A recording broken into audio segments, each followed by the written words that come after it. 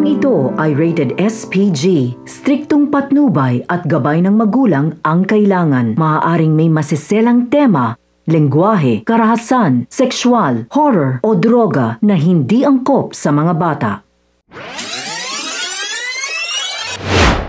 Mga kapamilya, narito ang mga pinakamainit na tagpo sa FPJ's Batang Quiapo.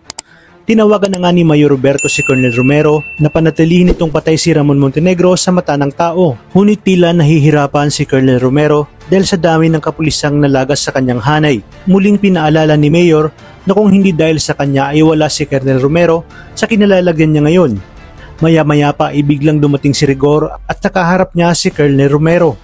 Tinanong ni Rigor kung kumusta na ang paghahanap kay Ramon Montenegro, kaya binara siya nito na wala na umanong hahanapin dahil patay na si Ramon Montenegro at si Rigor mismo ang nakapatay dito, kung kaya't nagpantig ang tenga ni Rigor sa kanyang narinig at sinabi na si Ramon mismo ang sumugod sa kanila sa kanilang bahay sa Quiapo.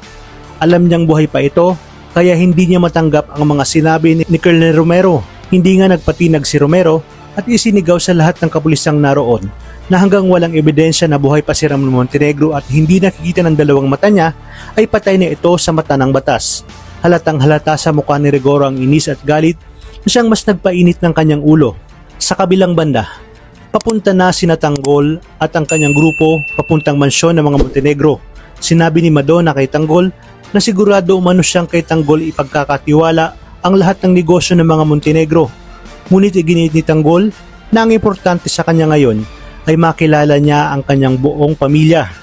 Sa parehong sitwasyon ay nasa likod ni Tanggol si Miguelito at kausap ang kanyang lolo tungkol sa kanyang pagtakbo sa eleksyon. Mukhang mainit ang ulo ni Miguelito kaya inutusan niya ang kanyang driver na bilisan upang agad silang makarating sa kanilang destinasyon.